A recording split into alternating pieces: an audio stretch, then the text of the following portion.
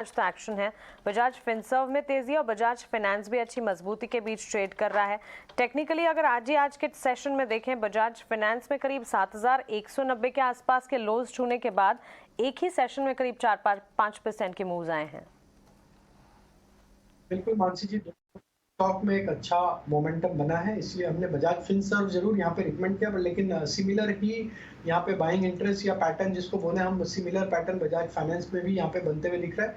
Stock में जिस तरीके की आज तेजी बनी है अपनी एक वीकली चार्ट के हिसाब से, एक मल्टीपल रेजिस्टेंस जोन जो कि इसका 7600 के आसपास है, वो लेवल की तरफ ये बढ़ते हुए दिख रहा है। अगर वो लेवल का ब्रेकआउट होता है तो नेक्स्ट टारगेट बजाज फाइनेंस का जो बनना चाहिए करीब 7850 तक भी आते हुए दिख सकता है। तो व्यू यहाँ पे बुलिश ही है।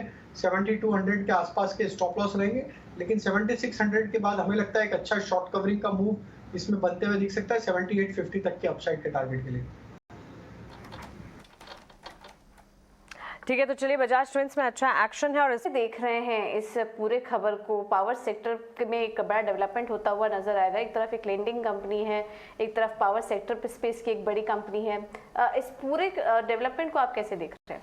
जी हाँ पूजा, ये काफ़ी इंटरेस्टिंग है। ये एक तरह से डिस्गाइज डाइवेस्टमेंट है, मुझे जो लगता है। आपको याद होगा कुछ साल पहले हमने देखा था कि एचपीसीएल की भी ओनरशिप ओएनजीसी के अंदर मूव कर गई थी। तो कुछ इस तरह की चीज़ नज़र आ रही है। पावर ग्रिड ओनर बन जाएगी और इसीलिए पावर ग्रिड में एक तरह से आपको प्रेशर क्रिएट होता हुआ नजर आ रहा है। स्टॉक डेज लो पर भी आ गया है, क्योंकि पावर ग्रिड को पे करना पड़ेगा अपनी बैलेंस शीट से इस स्टेक के लिए। इनफैक्ट पावर ग्रिड डेज लो पे है 233 रुपए के आसपास। राजेश, आप कैसे देखते हैं इस लेवल्स पे पावर ग्रिड को? आज सुबह से इस स्टोरी के बाद थोड़ा कमजोर होता हुआ नजर आया। अच्छा जी, देखिए स्टॉक में एक सेकंड डे है जहाँ पे एक सस्टेन सेलिंग प्रेशर बनते हुए दिख रहा है। लोअर लो फॉर्मेशन आज बनते हुए दिख रहे हैं और जिस तरीके से स्टॉक अब 230 की तरफ अप्रोच कर रहा है, जो कि इसके 20 दिन 20 डे मूविंग एवरेज है, अगर वो लेवल के नीचे फिसलता है तो फिर नेक्स्ट टारगेट इसका लोअर साइड पे बनना चाहिए। करीब 225 से 222 तक की गिरावट यहाँ पे कंटिन्यू होते हुए दिख सकती है। तो हमें लगता है कि जिस तरीके की वीकनेस बनी, थोड़ा और प्रेशर यहाँ पे आते हुए दिख सकता है। 225 फिर उसके बाद 222 तक के लोअर साइड के टारगेट यहाँ पे आते हुए दिखेंगे।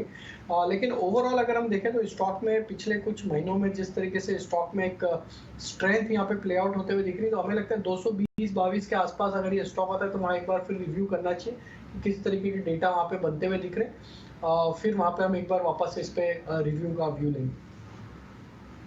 पावर ग्रिड पर तो ये राय है, लेकिन किसी को अगर पीएसयू बैंक की पॉकेट अगर खेलनी हो पोजिशनली, राजेश, कौन से स्टॉक्स पे आपकी नजर आएगी? तो जैसे क्लियरली दो ही स्टॉक यहाँ पे हमें अट्रैक्टिव लग रहे हैं, वो है एसबीआई और दूसरा पीएन बैंक ऑफ बड़ौदा।